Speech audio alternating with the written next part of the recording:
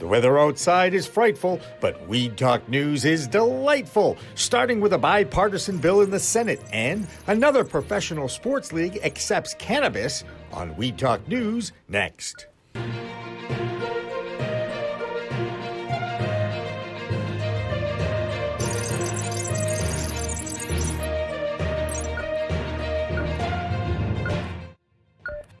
Hi, everyone. Welcome to Weed Talk News. I'm Jimmy Young from Pro Cannabis Media.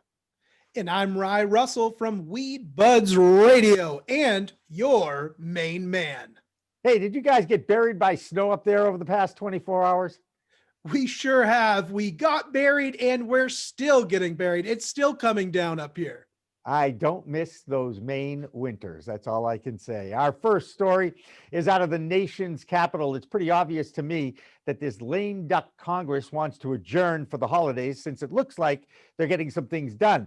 We should be getting a COVID relief bill before the end of the year. Plus, the Senate actually passed a bill that was pro-cannabis. Sorry, it's not the MORE Act or the Safe Banking Bill, but it is Cannabidiol and Marijuana Research Expansion Act. Not only will this streamline the application process to allow researchers to study the plant, but it will also allow doctors to talk about the risks and benefits of medicinal use of cannabis, and now will require that the U.S. Department of Health and Human Services, they will now have to submit a report on those potential health benefits. Rye, the fact that this bill passed unanimously shows that there might actually be hope for a change of direction in the Senate about cannabis. Can you believe it? I cannot believe that. It was incredible. And speaking of hope, Jimmy, from the NBA and the National Basketball Players Association have agreed not to conduct randomized tests for marijuana during the 2020-2021 season.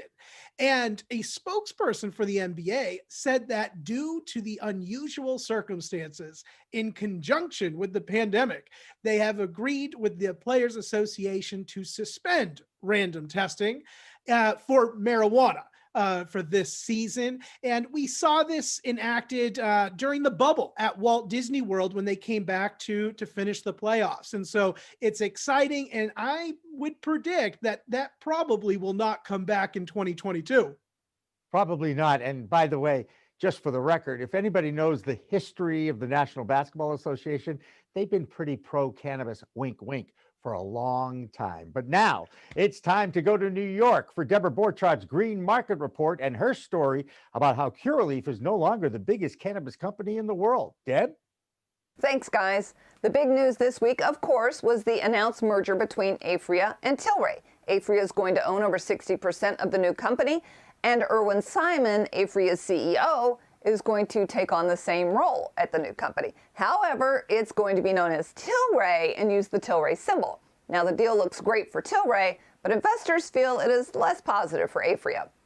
Aurora Cannabis extended its credit facility and said it is closing the Aurora Sun operation, resulting in the layoffs of 200 employees. The company also said it could delay its ability to achieve profitability. Still, this company has $450 million in cash on hand.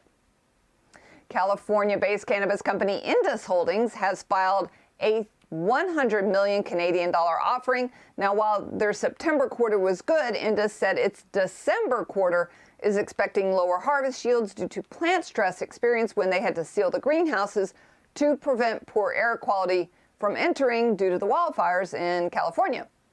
The company also said it expects a net revenue drop down to about $9.5 million to $11.5 million. That's down from $14 million. And that's the big news this week. We wish everyone a happy holidays from the Green Market Report. Our next story comes from a California newsletter called Weed Week. They reported this week about a wrongful termination lawsuit that's been filed against the company that's run by one of the most popular characters and personalities in the cannabis scene in LA. His name is Mike Strometis. He's known as Big Mike, and especially if I butchered his last name. And he's also the CEO of Advanced Nutrients, recognized as one of the best-selling cannabis fertilizers with an annual revenue of more than $100 million. Now, the headline on Weed Week reads, quote, Advanced Nutrients is racist, unquote. Ex-employees sue fertilizer company. Now, Rye, how many wrongful termination lawsuits are filed every day in a lot of different American businesses? Quite a few, right? There are so many, and there's so many different circumstances surrounding those situations. And so sometimes I think it can be a little unnerving when the media thinks that they're the courts. That's right. But when two former employees claim race is an issue, plus you add in the celebrity factor of a guy who has been named host of the new marijuana, or is it the next marijuana millionaire show? Anyway, he also hosts legendary parties at his Malibu mansion. It becomes a big news story. Big Mike, by the way, has 2.6 million followers on Instagram, and WeWeek has 10,000 email distribution. So the company's statement is kind of predictable here. Advanced Nutrients has denied all these allegations by these two ex-employees. And that means, don't you just love LA? And isn't that where the Emerge webinar took place this week, Rye? You were involved with that, weren't you? I sure was. I was honored to return a second time. I hope that they will ask me back for that famed three-peat. But the Emerge Cannabis Conference is wrapped up its second event of this year.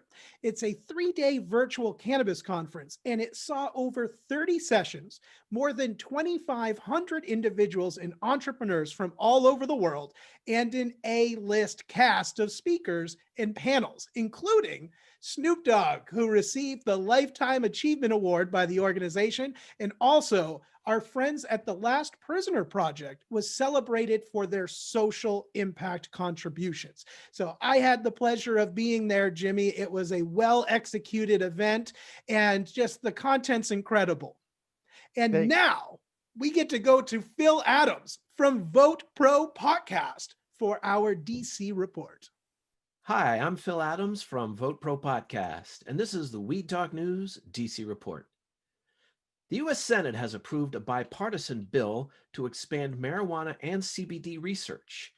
In bipartisan fashion, the Cannabidiol and Marijuana Research Expansion Act passed the GOP-controlled Senate less than 1 week after the House passed a similar cannabis research legislation. The two bills must now be reconciled and approved before the current congressional session ends on January 3rd, 2021.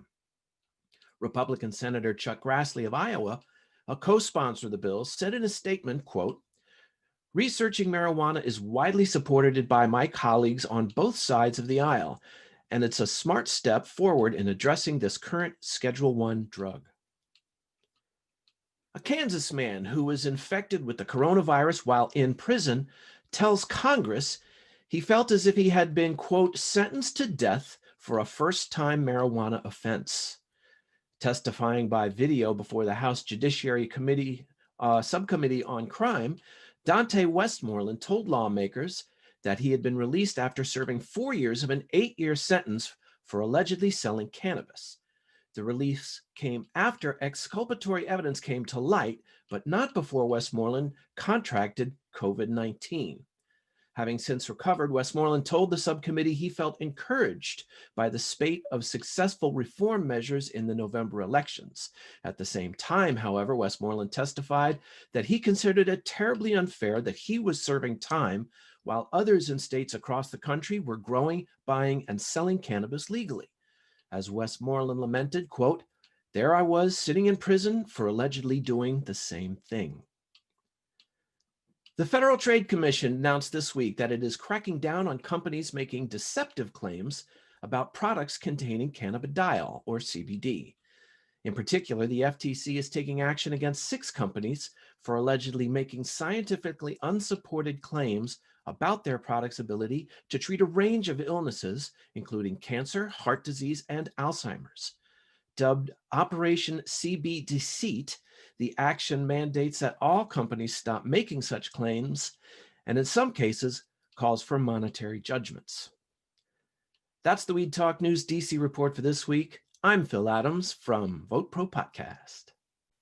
Another shocking story about graft corruption, bribery, and extortion right here in Massachusetts. The former chief of staff of disgraced former Fall River Mayor Yasiel Correa has pleaded guilty to extortion, bribery, and making a false statement to authorities. This stems from a cannabis company that was looking for preferential treatment in exchange for a host security agreement in Fall River. This is, of course, the first step in the licensing process in the Bay State. You have to get the host security agreement. Now, Geneva Andrade of Somerset entered a guilty plea in this case in Massachusetts. The former mayor has pleaded not guilty, and he goes to trial in February of next year. But I bet you know who will be the star witness in that case. Right? Well, I have some positive news. Verano Holdings, which is a large multi-state cannabis operator, has announced that it will be seeking to go public on the Canadian exchange sometime in early 2021. This filing, and with the addition of a merger with Alternative Medical Enterprises, will move Verano Holdings up to one of those top 3 largest cannabis operators in the nation, which is poised to be over a $15 billion market by the end of this year. So it's exciting to see a lot of great industry moves being made. And with the Canadian Stock Exchange, I think we should toss it over to Solomon Israel from Marijuana Business Daily's International Canadian Report. I'm Solomon Israel from Marijuana Business Daily International, and this is the Weed Talk News Canadian Cannabis Report. Aphria and Tilray are tying the knot, announcing a merger this week that would create a company worth about 5 billion Canadian dollars. The merged company will be called Tilray, and Aphria CEO Irwin Simon will take the helm. Simon says he plans to capture at least 30% market share in Canada, and the combined company also has its eye on Europe and the United States. Aurora Cannabis has cut more than 200 jobs the latest round of layoffs this year. The company cut production at its enormous Aurora Sky facility in Edmonton, Alberta, as it grapples with an industry-wide oversupply problem. Aurora's chief science officer, Jonathan Page, also is leaving the company. And Canadian producer Hexo reported a net loss of 4.2 million Canadian dollars for the quarter ended October 31st, with revenue growing on a quarterly basis. Hexo says its beverage joint venture with Molson Coors Canada now holds the #1 position in Canadian cannabis beverages. However, beverage sales still account for less than 2% of the market in Canada. You can read all those stories and more at mjbizdaily.com. I'm Solomon Israel from Marijuana Business Daily. So I bet you're wondering what it's like to be a cannabis activist in a foreign country. Well, Martin Condon is just that in Cork, Ireland, where he hosts a podcast called Martin's World Podcast. We interviewed him this week on a cannabis chat, and sure enough, Ireland is now allowing delivery for medical cannabis. You would think that's a good thing because for years, Irish residents had to go to the Netherlands to get their medical marijuana.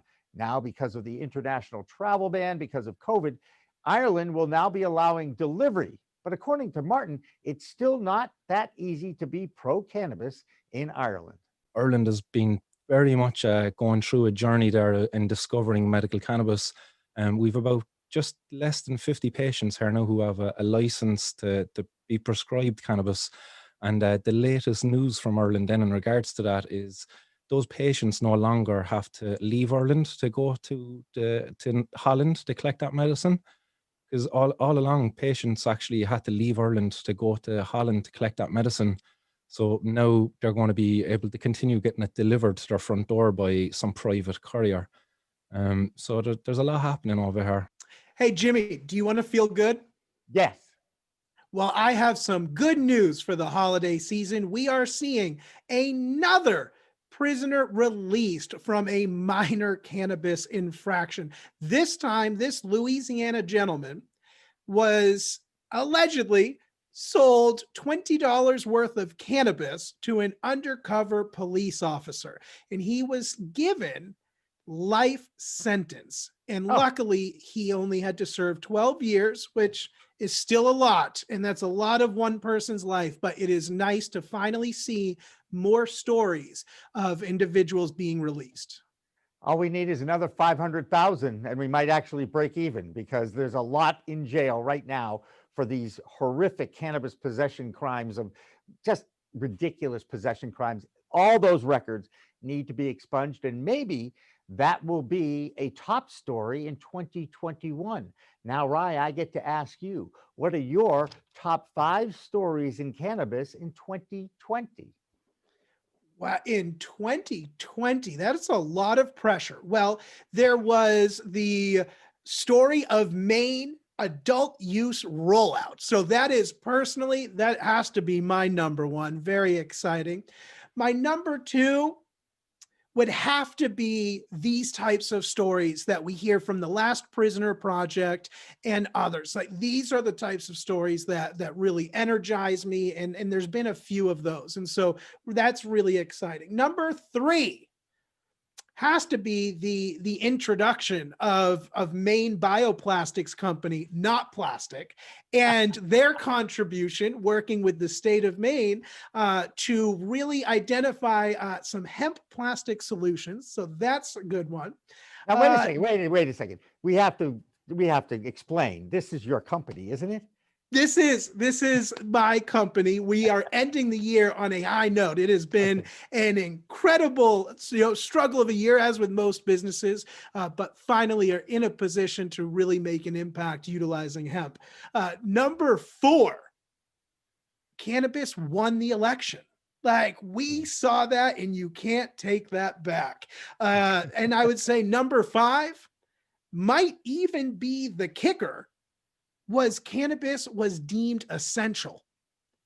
That might actually be my number 1 story of the year. And that was my number 1 story. I'll unveil the rest of them on the Green Rush with David Rabinovitz on Friday, because that is going to be the theme of our show. We also have Andrew D'Angelo calling in right at the first half hour of the program. So that's going to be worth checking out, not only live at 4 p.m. Eastern time, but also on demand. And that actually is going to wrap up our live streams for 2020. Next week, we're going to go into a binge world. We're going to be live streaming for 12 hours, all of our best of content on Facebook and on YouTube. So you definitely want to check out the Pro Cannabis Media website, our pages, and all that, to see what we deem to be the best of. And by the way, it's not all going to be about me or Rye or Weed Talk News. We've got the Best of Green Nurse group. We've also got the Vote Pro podcast guys involved with this, and a few other surprises along the way as well. So for everybody here at Pro Cannabis Media, I'm Jimmy Young. I'm wishing you the happiest of holiday seasons. And Rye Russell, a special welcome to you, and a big thank you for all the work that you've done with us over this past year. Thank you so much for having me, and thank you for all of those that have tuned in to enjoy the show. It has been a pleasure to spend this last half of the year with you all. And remember, it's a whole new world of weed out there. Let's use it responsibly. Happy New Year. Happy holidays, everybody. Weed Talk Now, Weed Talk News, and In the Weeds are all available on most major podcast distributors like iTunes, Spotify, Google Play, and our friends at clnsmedia.com and our flagship, cannabis.net. So subscribe, share, and like our videos on all the social media networks out there, including LinkedIn, Twitter, Instagram, Facebook, the WeedTube, and YouTube.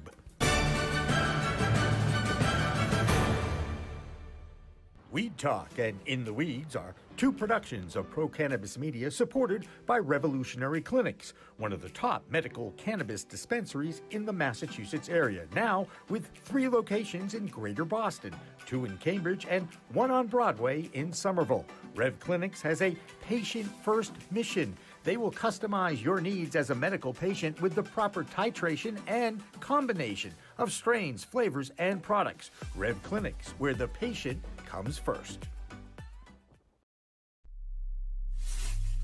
We are Pro Cannabis Media.